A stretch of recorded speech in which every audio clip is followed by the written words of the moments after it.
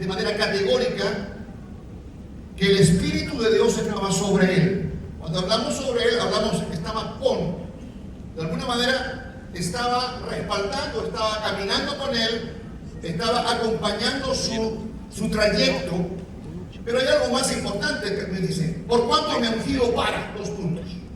O sea, no solamente necesito de que el Señor esté conmigo y me acompañe, sino que también tenga la capacidad, podemos decir, esa experiencia más profunda que Jesús de alguna manera manifiesta antes de ascender a los cielos.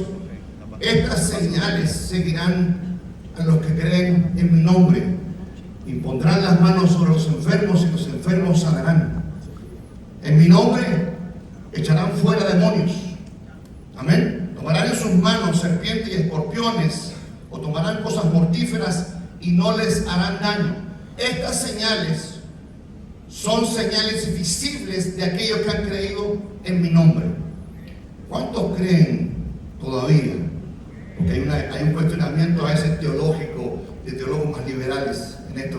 Pero ¿cuántos creen todavía que el Señor, que Dios, sigue sanando a los enfermos? Aleluya, amén. ¿Cuántos creen que Dios sigue operando milagros? ¿Cuántos creen que Dios sigue libertando, rompiendo, derribando fortalezas y que Dios rompe toda atadura del enemigo? ¿Cuántos lo creen? Él es el mismo de ayer, es el mismo de hoy y es el mismo de siempre. Él está conmigo, pero Él quiere usarme, quiere ungirme de manera sobrenatural. Hoy día necesitamos no solamente tener intelecto, no solamente conocimiento, no solamente ciertas habilidades, no solamente cierta experiencia o ciertas experticias. Lo que hoy día necesitamos urgentemente es la presencia de Dios manifestada a través de hombres y mujeres rendidos al Señor, hombres y mujeres llenos del Espíritu Santo. Y la iglesia de Dios es una iglesia pentecostal clásica que cree en la persona y en la obra del Espíritu Santo. Amén. El Espíritu Santo está más vigente que nunca. El Espíritu Santo está vivo. El Espíritu Santo está en su dinámica. El Espíritu Santo sigue obrando. El Espíritu Santo sigue moviéndose. El Espíritu Santo sigue obrando en las personas. El Espíritu Santo sigue convenciendo de pecado a aquellos que necesitan conocer a Jesús. El Espíritu Santo quiere seguir moviendo a la iglesia, quiere seguir proyectándola, quiere seguir impulsando, empoderando a la iglesia a hacer su trabajo. Y usted y yo estamos aquí no simplemente como espectadores, sino estamos como protagonistas de lo que Dios va a hacer los próximos años. Amén. Estamos pidiendo un avivamiento. ¿Cuánto creen un avivamiento al Señor? ¿Cuánto creen que el cielo se abra para México? Que el cielo se abra para Chile, para América Latina, que el cielo se abra y el Señor derrame un poder sobrenatural, no solamente reducido a ciertas manifestaciones carismáticas del Espíritu, sino un derramamiento que signifique transformación de la realidad. Hoy día necesitamos que el Señor penetre las empresas, penetre las universidades, penetre los colegios, esté en las esquinas, esté en las plazas, esté en los vecindarios. Que el Señor penetre toda área de nuestra sociedad y de nuestra cultura. Y para eso necesitamos que Dios derrame de su presencia a través de agentes transformadores. Y usted y yo somos parte de ese proyecto. ¿Cuánto quiere ser protagonista de lo que Dios va a hacer? Amén. Usted está acá para eso. Me corresponde hablar en estos minutos sobre renovar mis pensamientos y deseos. Renovar mis pensamientos y deseos. Ok. La siguiente diapositiva. En esta exposición vamos a tratar de explorar la gracia de Jesucristo mediante el Espíritu Santo, que renueva nuestra mente y nuestros deseos. ¿Okay? Hay 2 pasajes acá significativos en Romanos 12, más adelante lo vamos a explicar un poquito con mayor profundidad, pero también tenemos el libro de Efesios 4:23, que es la TCB, traducción contemporánea de la Biblia, de la Iglesia de Dios, está haciendo de propaganda, digamos, porcentaje de los derechos. Pero es bueno que le demos fuerza a lo que tenemos. Amén. El verso 23 del capítulo 4 de Efesios en la TCB dice: renueven su manera de pensar. Renueven su manera de pensar por medio del Espíritu. Miren qué interesante es eso. O sea, no solamente renueven su manera de pensar a tu propia manera, por así decirlo, sino renueva tu manera de pensar por medio del Espíritu. Amén. Esta experiencia nos lleva a una vida práctica y transformadora en el contexto de la iglesia contemporánea. ¿Okay?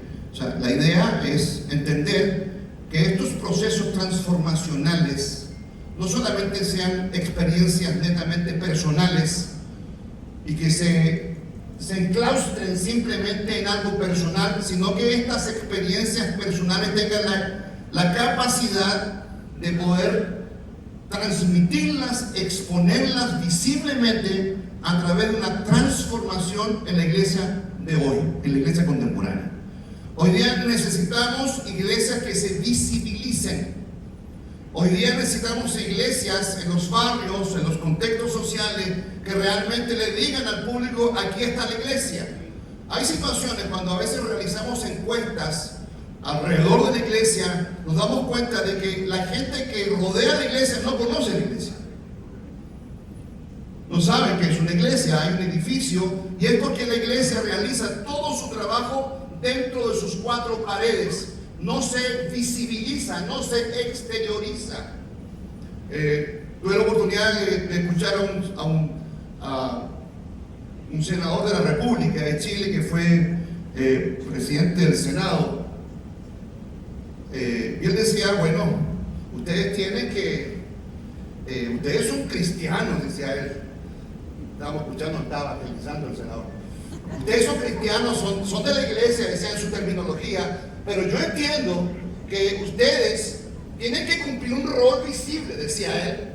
Y no les sirve estar solamente metidos en sus liturgias, en sus cultos, en sus reuniones, que me parece bien, pero yo creo que su función primordial es poder reflejarle al mundo que nos rodea que Cristo vive, que Cristo está vivo, que Jesús es real, que su fe realmente no es una fe encapsulada, sino que su fe tiene que exponerse al común denominador de las personas. Y para eso, decía, echo de menos a esos cristianos que están en las plazas, que están en las esquinas, que predican en las calles y que realizan una labor evangélica o cristiana afuera, y todo el mundo sabe que ellos son evangélicos.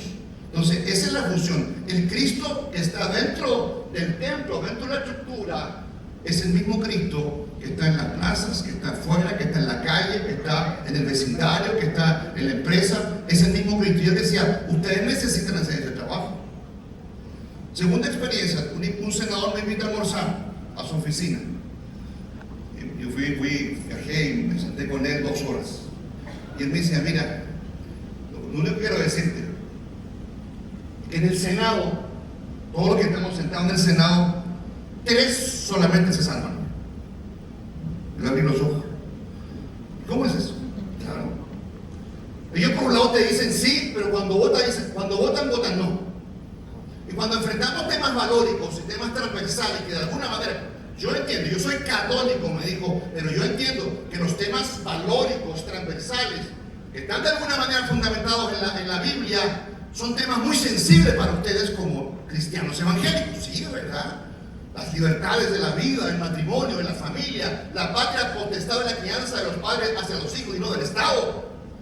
El tema de la libertad de conciencia, la libertad de expresión, la libertad religiosa, la libertad de culto, son temas inherentes a su realidad eclesiástica. Pero yo te digo que hay 3 solamente en todo el Senado que pueden defender esto. Los demás, como dicen en Chile, se dan vuelta a la chaqueta en cualquier momento. Guateos políticos. Y él me decía algo, me citó solamente para decirme eso, y me dijo: ¿sabe qué? La única salvación que yo veo, así me dijo, la única puerta abierta no es la Iglesia Católica. La Iglesia Católica está siendo muy cuestionada por muchos temas. Me dijo: la única salvación, la única oportunidad, la única puerta abierta que yo veo como senador de la República son ustedes, los evangélicos. Wow. Un aplauso al Señor. También son los evangélicos. Ahora, ¿por qué él me llamó? Obviamente, yo soy el presidente actual de la Plataforma Evangélica Nacional, que representan casi 1 millón de evangélicos en Chile. Entonces, ustedes si se unen y articulan y se movilizan, ustedes pueden impactar esta nación. Wow, porque hay testimonio, me decía, hay testimonio, hay validez. Nadie es perfecto. ¿Hay algún perfecto acá? Si hay algún perfecto, después me cita a su oficina para conversar. A ver cómo lo hizo. ¿Pero hay algún perfecto acá? No. Sí, somos perfectibles. Pero sí, ¿cuántos cometen errores? Date la mano a los que cometen errores. Yo cometo errores. ¿Cuántos toman malas decisiones a veces? A veces toman malas decisiones. Lo peor es tomar una mala decisión con su esposa, hermano. Eso sí. Usted quiso comprar un mueble de la cocina, usted lo compró a su manera y su esposa dijo, no, ese color no me gusta, no es lo que yo quería. Y usted tiene que ver. No participó el proyecto con su esposa, hermano. No comete ese error. Si lo ha cometido, pida perdón. Entonces la renovación interior es un anhelo profundo y una necesidad esencial para todo creyente que busca vivir conforme al propósito de Dios. Tenemos que ser renovados en un mundo donde los pensamientos, los deseos se ven constantemente, escúchenme, constantemente influenciados por corrientes externas. Y es por eso que la invitación de Jesucristo es a transformar la mente y el corazón. Y esto cobra una relevancia vital, ser transformados. Ayer hablamos un poco de esto, pero el Señor aplica transformación en nosotros. Pero algunos dicen, bueno, Dios empezó y terminó, estamos equivocados. Dios sigue trabajando con nosotros. ¿Cuántos creen que Dios sigue trabajando con ustedes? Por lo tanto, Dios tiene propósitos, tiene planes, tiene cosas hermosas para cada uno. Si usted vino a este lugar y vino con una expectativa, salga de este lugar totalmente desafiado a conquistar el mundo que le rodea. Esa es la idea. Siguiente diapositiva. Ahí está. Transformación total y volverse a Dios. Transformación total y volverse a Dios. Romanos capítulo 12, verso 2 dice lo siguiente: no os conforméis a este siglo, sino transformados por medio de la renovación de vuestro entendimiento, para que comprobéis cuál sea la buena voluntad de Dios, agradable y perfecta. ¿Ok? Ahí usted se da cuenta, al costado derecho mío, derecho suyo, aparecen otras versiones. Aparece, bueno, yo destaco ahí, no os conforméis a este siglo, en rojo. Transformados también está en rojo. Destaco en amarillo, renovados, renovación de vuestro entendimiento. La versión Dios habla hoy, que es una versión más popular, en rojo dice: no vivan ya según los criterios del tiempo presente. No vivan, no solamente hablando de una transformación, sino no vivan de acuerdo a este tiempo presente. También cambien su manera de pensar. En amarillo, cambien su manera de vivir y pensar. ¿Okay? Estamos hablando ya un poquito más explícito. La Biblia de las Américas dice: no os adaptéis a este mundo en rojo. No os adaptéis. Ya empieza no solamente vivir, sino adaptarnos a un mundo presente, sino, insiste, transformados. Y en amarillo, la renovación de vuestra mente, la renovación de vuestra mente. Vamos a la siguiente.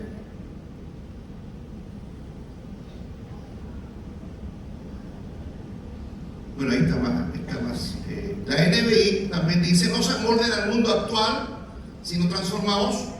Y habla de la renovación de su mente. La Jerusalén, que es una versión católica, no se me escandalicen, por favor. Amén. Le digo una muy buena traducción para hacer exégesis, por supuesto. Hablemos de matemática exegética. 2 más 2 es 4. ¿Ok? Javier sabe. Pero no se me escandaliza. No es pecado, por si acaso. No me meto en los libros deuterocanónicos, por si acaso. Macabeos, Judith, Baruch, Eclesiástico, Tobías, no me meto ahí, que ese es otro tema, ¿no? Pero sí hay unas traducciones que dicen: no os amoldéis al mundo presente, sino también dicen: transformados. Y hablan de la renovación de nuestra mente. La TCB, por supuesto, no se adapten a este mundo, sean transformados. Y aquí extiende más, se cuenta cómo extiende el tema de la renovación. La renovación de sus mentes, cambiando su manera de pensar para que cambie su conducta y su manera de vivir. ¡Wow! Interesante, ¿no? O sea, le da una explicación un poco más amplia al concepto de renovación y de transformación. Ahora, vamos a quedar ahí solamente. No sé si puede volver a la anterior, donde hay una imagen, a la diapositiva anterior, a esta. Ahí. Ustedes ven una imagen ahí, bueno, no se ve mucho. Hay un proceso de metamorfosis. Bueno, yo tuve la oportunidad en mi adolescencia ser parte de las Juventudes Científicas de Chile y era parte del Museo Nacional de Historia Natural del Departamento de Entomología. O sea, estaba el departamento que estudiaba los insectos. Amén.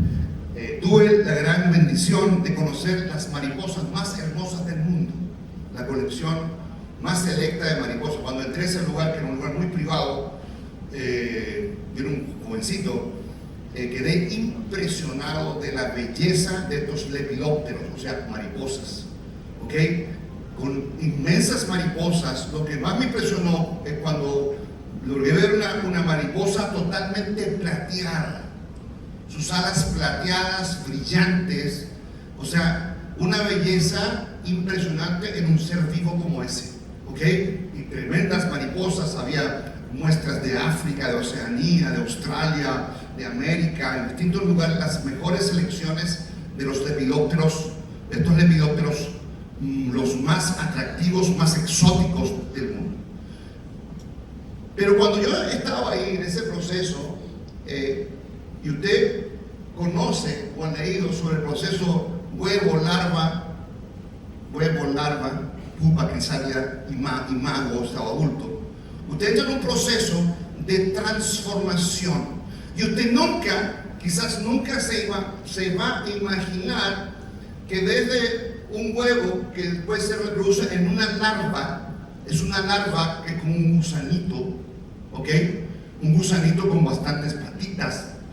Y usted nunca en su mente se va a imaginar que esa larva, en su proceso de transformación, en su estado adulto, en su imago al final, se va a transformar en una tremenda belleza estética, visual, tan hermosa, de algo que no tenía mucha forma, de algo que a simple vista no era muy bonito, sino que tenía quizás un aspecto un poco, quizás para muchos un poco repulsivo, o de repente un poco de fobia frente a estos tipos de insectos en esa forma. Pero cuando usted llega al producto final y se da cuenta que ese producto final en transformación se transforma en algo tan hermoso, usted dice: ¡wow! ¿Cómo fue posible que llegara a esta estructura de estética y de belleza, siendo que antes era una estructura fea?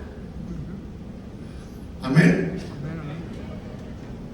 Yo sé que muchas veces nos miramos al espejo y nos dice: Señor, ¿por qué me hiciste Tan guapo. No sé usted qué dice, ¿no? Tan guapo. ¿Por qué me hiciste tan guapo, Señor? O tan feito. Amén. ¿Por qué tú me hiciste así, Señor?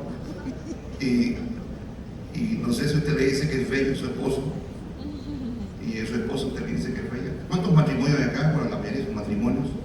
Usted está al lado de su esposa, y él puede decir: eres hermosa. Y al esposo: eres hermoso.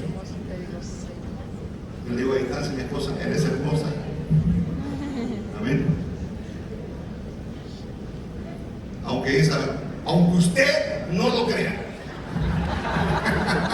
Acuérdense el programa: aunque usted no lo crea, usted es hermoso. Amén. Pero hermanos, cuando entendemos esta figura, y no podemos detenernos mucho en esto, cuando entendemos esta figura y cuando el Señor llega a nuestra vida en un momento de nuestra existencia, quizás nuestra vida era una vida que no tenía forma. No era una vida totalmente deforme, no es que seamos personas extrañas, sino que nuestra vida, nuestra naturaleza estaba opacada, nuestra naturaleza estaba disminuida, nuestra naturaleza nos mantenía en una situación que quizás desde una óptica más espiritual no era nada bello. ¿Pero por qué? Porque nuestra naturaleza era naturaleza pecaminosa, y el pecado afea todo lo hermoso. Amén. Pero el Señor llegó a nuestra vida y lo que parecía a lo mejor muy complejo de presentar. Hay gente, usted que es gente de iglesia, yo soy gente de iglesia. ¿Y cuántos de ustedes han compartido con personas que quizás nunca nadie daría un centavo por ellos, tirados en las calles, desgriñados, malolientes? Yo le llamo la naturaleza totalmente caída, transformada, pero son imagen y semejanza de Dios ahí por causa del pecado. ¿Cuánta gente hoy día, y quizás algunos de los que están acá, estuvieron en el inframundo del pecado? Amén. Pero llegó ese día maravilloso en donde Dios nos encontró en el camino y Él impactó nuestra vida y nosotros, alguien nos predicó, alguien nos habló de Jesús, alguien nos habló de alguien que podía transformar, que podía cambiar, que podía hacer lo que nosotros no podemos hacer, lo que nosotros no transformamos. Sí, Jesús pudo transformar en nuestra vida. Y cuando Él llegó a nuestra vida, Él transformó lo que parecía imposible para el hombre. Fue posible para Dios. Amén. Los médicos, los psicoterapeutas quizás no daban nada. Llegó una chica a la iglesia, una madre desesperada a la iglesia y decía: mi hija está con una esquizofrenia, sus brazos todos cortados, muchas veces intento de suicidio, muchas veces queriendo autoeliminarse. Una chica de 18 años, una chica joven, totalmente destruida. Y su madre desesperada llega a la iglesia diciendo: ¿qué puedo hacer? Y llevaba sus prendas a la reunión de oración. Y nosotros oramos por esas prendas porque su hija estaba prácticamente sentenciada a muerte, llena de drogas, llena de farmacodependencia. La psiquiatría prácticamente no le dio ninguna solución. Simplemente estaba totalmente sentenciada a morir en su esquizofrenia, totalmente deformada, totalmente destruida. Pero esa madre que tuvo fe, traía sus prendas, oraba, lloraba. Nosotros oramos, muchas veces ayunamos por su hija, hasta que un día su hija fue a la iglesia. Gloria a Jesús. Aleluya. Amén. Y su hija, cuando llegó ese día y pisó la iglesia, nosotros oramos por ella, impusimos manos sobre ella. El Espíritu Santo golpeó su corazón, abrió su corazón y entregó su vida a Jesucristo. Gloria a Dios. Que hoy día es la líder de jóvenes de la iglesia.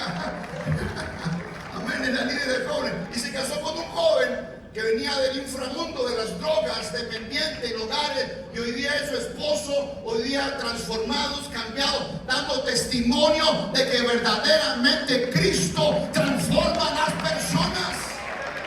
Aleluya.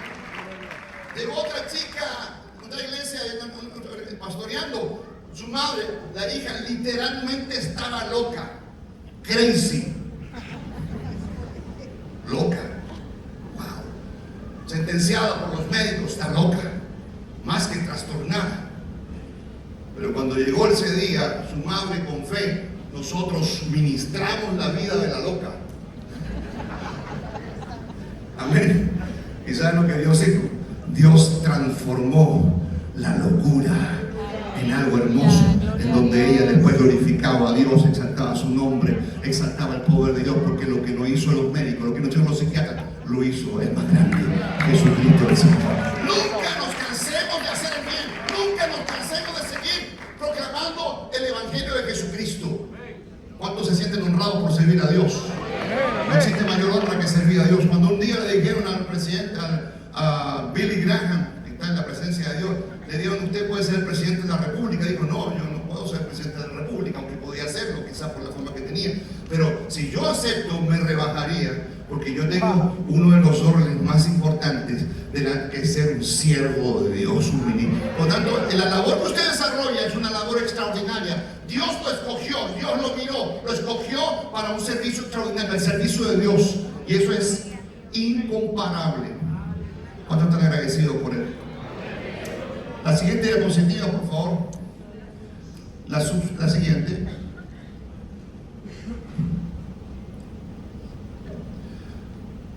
Mire, conforme a lo que describimos en la epístola Romanos 12:3, no podemos conformarnos, no vivir ya según nuestro criterio del tiempo presente, no adaptarnos, amoldarnos y acomodarnos, No deseamos conformarnos a este siglo, a este tiempo, a este mundo con todas sus distorsiones.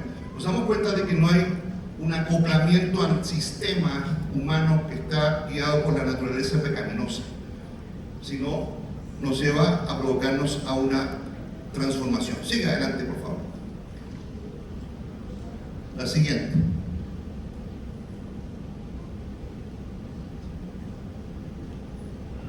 La siguiente diapositiva. Ahí está. Entonces, nuestro anhelo es radical y profundo. El mundo, la sociedad, la cultura, el ser humano necesitan un cambio radical, una transformación total. Hay un término griego ahí, metamorfosé. Estén siendo transformados o cambiados. La Biblia interlineal del Nuevo Testamento dice: estén siendo transformados.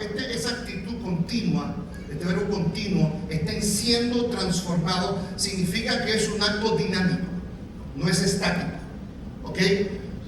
Es interesante cuando analizamos la dinámica de Dios. En el principio creó Dios los cielos y la tierra.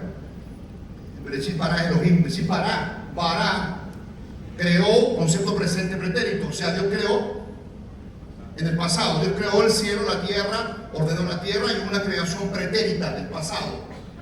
Pero hay descubrimientos que se han hecho del fragmento de la Escritura, que ese verbo cambió de bará a baró.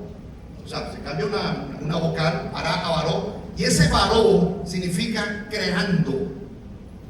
Creando. O sea, si yo lo translitero al español, significa creando. Y eso representa de que Dios no solamente creó en el pasado, sino que Dios sigue creando en el presente, y Dios seguirá creando en el futuro. O sea, la acción creadora de Dios es una acción dinámica.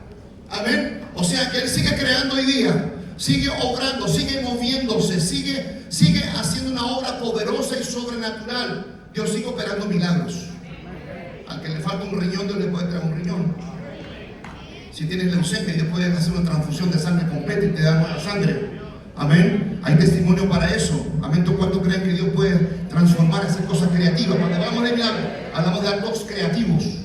¿Ok? Entonces, de alguna manera, ese concepto de crear significa también de que nuestro proceso es que Dios sigue transformando. En esta traducción, Dios sigue transformando, Dios sigue cambiando, Dios sigue haciendo su obra en medio de nosotros. Por lo tanto, esto significa de que Dios quiere seguir transformando nuestra vida, Dios quiere seguir cambiando nuestra vida, Dios quiere seguir ajustando nuestra vida conforme a sus propósitos. Amén. Dios te llamó a algo grande, Dios quiere hacer algo grande contigo. Amén. La siguiente, por favor.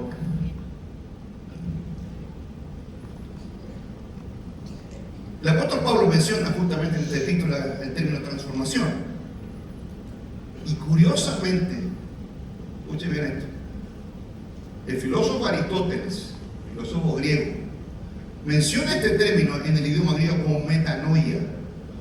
El mismo filósofo lo dice, metanoia, que idénticamente en el que menciona el apóstol se refiere a un cambio absoluto. Entonces, para Aristóteles, este filósofo, cambiarán las acciones de acuerdo con cómo cambia el pensamiento del individuo. Las acciones cambian mientras cambia mi pensamiento. Amén. Por eso el apóstol Pablo bien dice: hay una ley miserable de mí, ¿quién me libra de este cuerpo de muerto? Pablo tiene una lucha existencial. Lo que me gusta, eso no hago, lo que no me gusta, eso hago, decía el apóstol Pablo. Hay una ley metida dentro de mí, mis miembros, que me lleva cautivo a la ley de mi mente, y esta ley de mi mente me lleva cautivo a la ley del pecado. ¿Dónde roba el ladrón primero? La mente. ¿Dónde cree usted que roba primero el ladrón? Acá. ¿Dónde el que va a delinquir hace algo? Usted lo hace acá primero. Por lo tanto, es importante saber de la mente de Cristo. Cuando Dios gobierna la mente de las personas y transformamos esa mente humana en la mente de Cristo, obviamente, si la mente de Cristo está encarnada, está impregnada en nuestra vida, entendemos, conforme al concepto de la metanoia, entendemos que si nuestra mente ha cambiado a la manera de Cristo, significa que nuestra conducta, nuestra forma de hacer las cosas está conforme a esa mente. ¿Me escucha bien? Entonces, claro, hoy día la mente de las personas sin Cristo, hay muchas mentes despiadadas, muchas mentes que están cauterizadas, muchas mentes que están llenas de pecado. Por lo tanto, sus acciones, su conducta va a ser consecuente a ese pensamiento que tiene en su mente totalmente distorsionada por causa del pecado. Entonces, hoy día tenemos que predicar. Yo di una conferencia a jóvenes en un evento muy grande y le decía, tenemos que aplicar metanoia. Derrame metanoia, impregne metanoia a todos los que le rodean, porque la metanoia representa un cambio de mente, una transformación. Entonces, así debe entender la conversión o la transformación, como un cambio de pensamiento, de mentalidad. Metanoia no solo como un cambio en acciones, en los actos de la vida cotidiana. Necesitamos una transformación. Siguiente diapositiva. Entonces, la palabra arrepentirse en este caso puede entenderse justamente en ese concepto griego, el metanoeo, justamente como lo dice Strong. La nueva concordancia en griego también dice, es un cambio de mente y corazón que se aleja del egocentrismo y el pecado y se acerca a Dios y a la santidad. O sea, el ego, como hablamos, aplícale agapao, en donde yo me niego a mí mismo, muero a mi ego para que el otro crezca. Pero para que el otro crezca, yo tengo que encarnarme del otro, y esa encarnación representa sacrificio, que es el sí mismo de lo que hizo Jesús cuando Él se despoja a sí mismo para poder llegar finalmente a la muerte de cruz. Hay un despoje. Entonces hay un reemplazo, hay un cambio. Dios no es que te elimine, hay una transformación, hay un cambio en tu vida y Él comienza a ser el centro de tu corazón y el centro de tu mente. ¿Ok? Jesús es un cambio de mente, de corazón, de ese egocentrismo que domina al ser humano. Hoy día el ego humano hoy día está cometiendo atrocidades en medio de la sociedad. Hoy día ese ego tiene que ser derribado para poner a Cristo en el corazón, en el centro de la vida de las personas, y que el ego esté sometido bajo la planta de Jesús. Acercarnos a Dios, a la santidad. Entonces esa metanoia involucra un verdadero arrepentimiento, es radical, significa un cambio total. Y no nos sirve el remordimiento, es necesaria una metamorfosis integral en el ser humano. O sea, el remordimiento, hermanos, no es suficiente si no necesitamos una transformación real. El remordimiento que a veces yo reconozco que es pecado, es como que si yo fuera alcohólico y me emborrachara y tuviera un problema con mi esposa, con mi familia y sea violento y obviamente mi esposa tiene que huir y los hijos tienen que arrancar porque yo me puse violento porque estaba borracho y me fui a la casa y volví, y al otro día volví totalmente arrepentido y se arrodilló delante de la esposa y le dijo, me arrepiento de hacer lo que hice, nunca más lo voy a volver a hacer. ¿Ok? Pasa una semana, la semana siguiente vuelve a emborracharse, deja un tremendo lío dentro de su casa, se va, vuelve y ahora vuelve con una caja de bombones. Y se acerca a la esposa, se arrodilla y le dice, perdóname por todo lo que he hecho, nunca más, estoy arrepentido, nunca más lo voy a volver a hacer. Pasa la próxima semana, ocurre idénticamente lo mismo, pero ahora llega con una caja de bombones y un ramo de rosas. ¿Ok? Y le ofrece cielo, mar y tierra a su esposa, pero él nunca va a cambiar si realmente no hay un verdadero arrepentimiento. Lo que él tiene es un remordimiento. ¿Cuánta gente hoy día tiene remordimiento de sus propios pecados, propias culpas? Pero no hay un verdadero arrepentimiento, porque un verdadero arrepentimiento trae transformación en la vida de las personas. Amén. ¿Sabe que a veces en la iglesia, en el contexto de la iglesia, hay gente que no se ha arrepentido? Hay gente que lleva 20 años en la iglesia, va a los cultos, va a las reuniones, canta y hace un montón de cosas en las liturgias, pero aún no tiene una experiencia de arrepentimiento. Sale de la iglesia y afuera tiene mal carácter, dice groserías, se emborracha, pero cuando llega a la iglesia se pone en el mueble que está atrás, el traje de santo con una aureola y pone cara de santo. Pero no ha tenido un verdadero arrepentimiento y es muy posible que tenga que empezar al altar a entregar su vida a Jesucristo nuevamente. ¿Ok? Eso ocurre dentro del contexto de la iglesia. Necesitamos una metamorfosis integral. ¿Qué es lo que es integral? Nuestra humanidad y nuestra espiritualidad tienen que ser totalmente transformadas para Dios. Amén. Bueno, ahí hay un símil. Ahí La siguiente. Hay solamente un comparativo ahí de las dos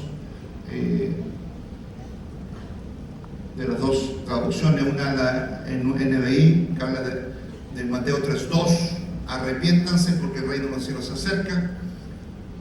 El 3:8, produzcan frutos que demuestren arrepentimiento. Y usted se da cuenta que la TCB dice: cambien su manera de pensar. Cambiando su forma de pensar, su conducta de vivir serán transformadas. Y el 3:8 dice: cambio de mentalidad, cambio de vida. ¿Ok? En Hechos 13, 19 al 20 dice: por tanto, para que sean borrados sus pecados, arrepiéntanse y vuélvanse a Dios. Aquí hay un nuevo concepto: vuélvanse a Dios, a fin de que vengan tiempos de descanso de parte del Señor, enviándoles el Mesías que ya había sido preparado para ustedes, el cual es Jesús. ¿Ok? Y ahí, bueno, la TCB dice: Pedro le contestó, cada uno de ustedes cambie su manera de pensar para que puedan cambiar su manera de vivir. O sea, primero cambien su manera de pensar para que cambien su manera de vivir, etc. En Hechos 2:38, obviamente, 2:38, lo que yo leí, Apocalipsis 3:19 dice: yo reprendo y disciplino a todos los que amo, por lo tanto, sé fervoroso y arrepiéntete. Apocalipsis 3:19 dice en la TCB: yo reprendo y disciplino a todos los que amo, así que esfuérzate y cambia tu manera de pensar para cambiar tu manera de vivir.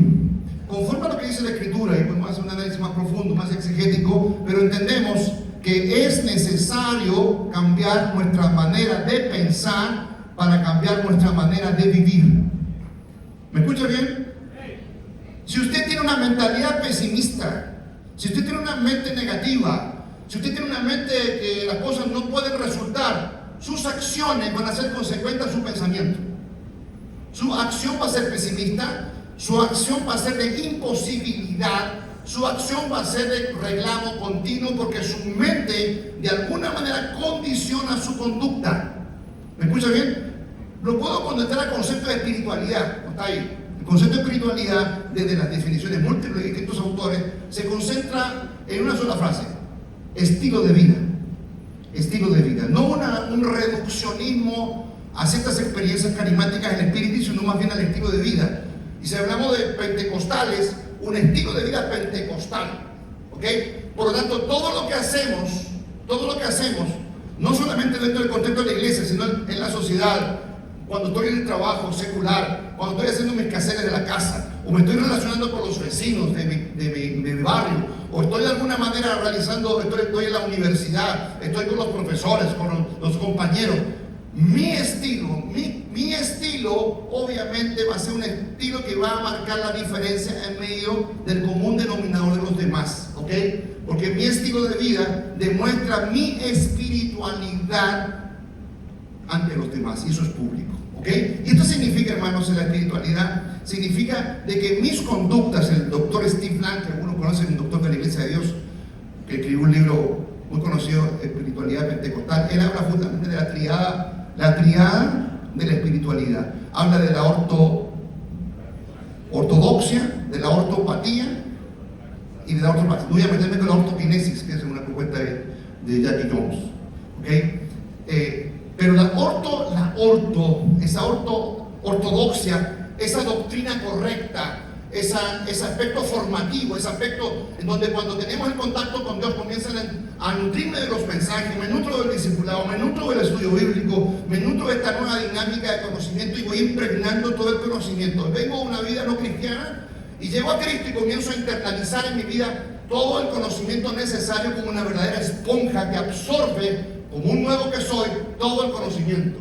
Y se conecta a la ortopatía, que son los afectos correctos. Si tengo cierto romanticismo, comienzo a tener cierta relación afectiva justamente con ciertas doctrinas, ciertas dinámicas espirituales, como la oración, como la devoción, con ciertas doctrinas teológicas típicas del pentecostalismo, como la neumatología, que es la doctrina del Espíritu Santo, o la doctrina soteriológica, que es la doctrina de la salvación, o la doctrina escatológica de que Cristo viene otra vez.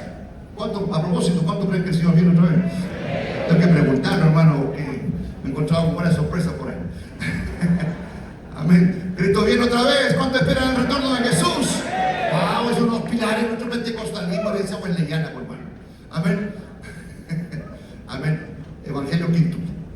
¿Ok? Entonces es muy importante eso. Entonces, pero dése cuenta que la ortodoxia y la ortopatía se reducen en estructuras formativas de enseñanza, de formación, de educación. Pero dése cuenta que todo lo que nosotros aprendimos se conecta a través de la ortopraxis, que son las conductas correctas. O sea, yo funciono, yo actúo, yo trabajo, yo hago, yo me realizo, yo dinamizo mi actividad con un apellido pentecostal dependiendo de mi aspecto formativo. ¿Me escucha bien?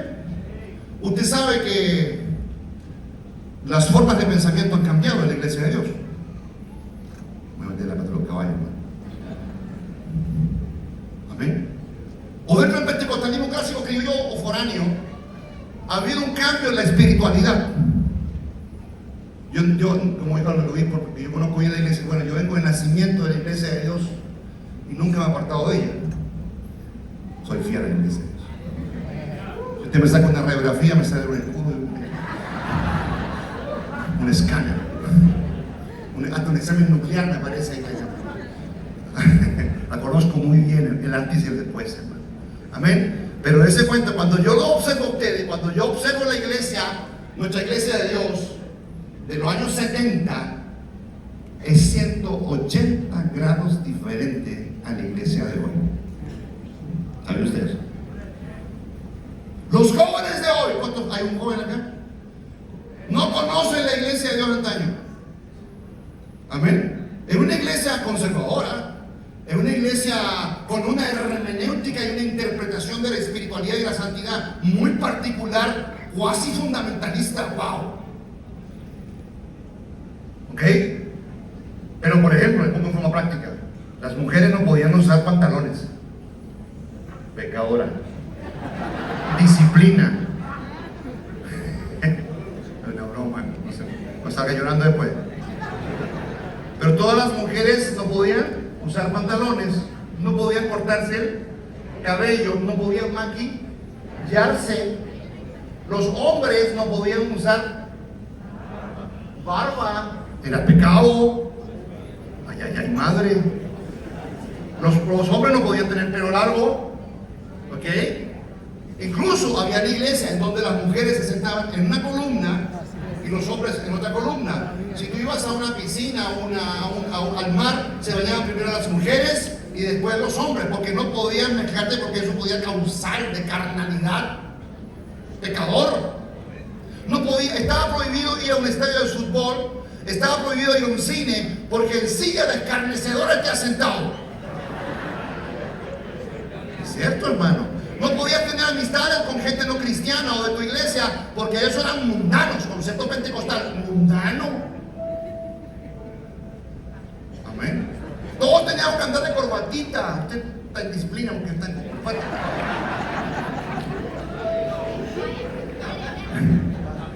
Así era la iglesia de Dios, hermano. ¿Y qué le pasó a la iglesia, hermano? ¿Qué bicho se le metió? Se le metió, hermano. Pero sí, puedo decir categóricamente, en una iglesia donde el Espíritu Santo se movía de una manera extraordinaria, había una pasión por la oración, había vigilias todos los fines de semana, había un avivamiento, hermano, donde la gente corría a entregar su vida a Cristo. No estoy diciendo que sus formas, sus formatos, sus estructuras eran las más correctas, porque hoy día somos más abiertos, hoy día tenemos más apertura. Hoy ya tenemos un concepto distinto de la iglesia. Hoy ya tenemos una dinámica distinta. Los tiempos han cambiado, la sociedad ha cambiado, la tecnología. Mañana tengo un estudio que dice perspectiva, ¿verdad? Que va a tocar esto.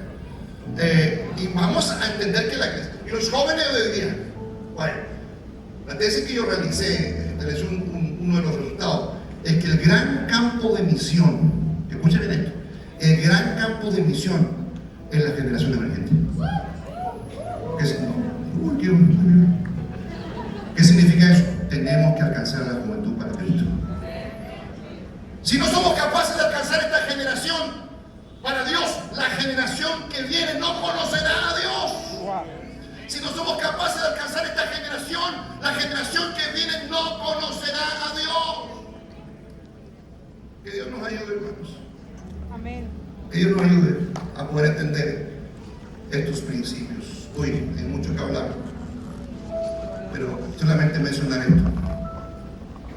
Solamente mencionar esto para poder orar. Pero que me vaya, creo que vaya a diapositiva, dice Techubá. Más adelante. Ahí, Techubá.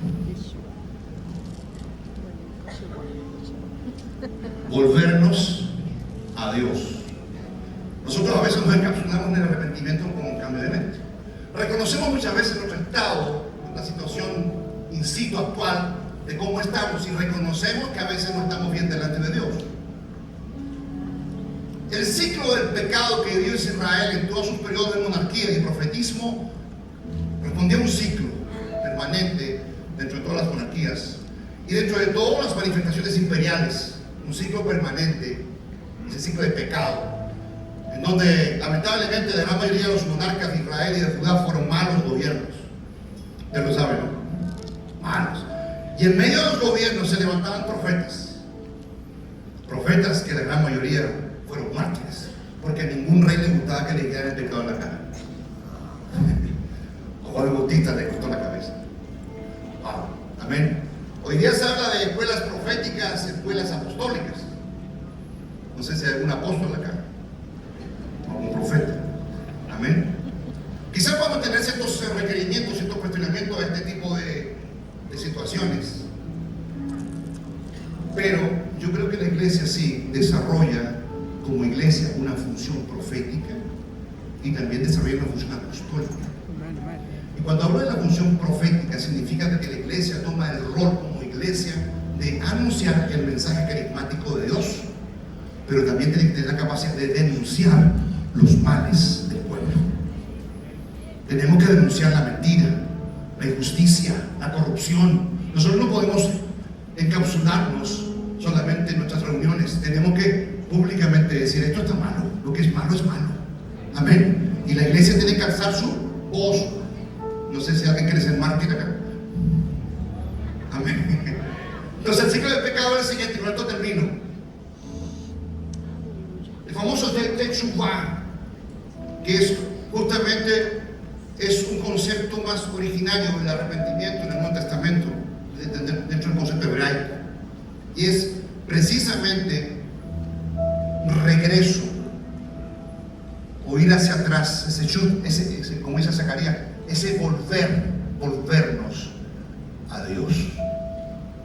¿Y qué significa esto, mis hermanos consiervos? Significa que no solamente es suficiente reconocer que hemos fallado. No era suficiente que Israel reconociera que había pecado. No era suficiente solamente que ellos reconocieran que habían fallado, que ya no leían la Torá, y que ya habían distorsionado la liturgia del templo o el tabernáculo, que habían dejado la adoración a Dios, que se habían muchas veces vuelto monolátricos, que es muy diferente de idolátricos, que sin dejar de adorar a Jehová Dios, ellos permitieron que otros dioses también entraran a su dimensión de adoración. No era solamente reconocer que había pecado, no solamente era necesario reconocer que había fallado. Los golpes proféticos de denuncia golpeaban y los juicios se levantaban cuando había testarudez del pueblo. Los juicios se levantaban contra Israel y Judá y los golpeaban fuerte, pero llegaba un momento que era tan fuerte el golpe de Dios que llegaba un momento en que Israel bajaba su mentón y reconocía que había fallado delante de Dios y se arrepentía delante de Dios. Pero aquí viene este Techubá. No era solamente arrepentirse, sino también era volverse a Dios. Amén. Muchas veces reconocemos nuestros males, reconocemos nuestras falencias, reconocemos que estamos equivocados, reconocemos que hemos pecado, pero no nos volvemos a Dios. ¿Ok? Tenemos una experiencia, pero Dios quiere que nosotros volvamos a caminar hacia Él.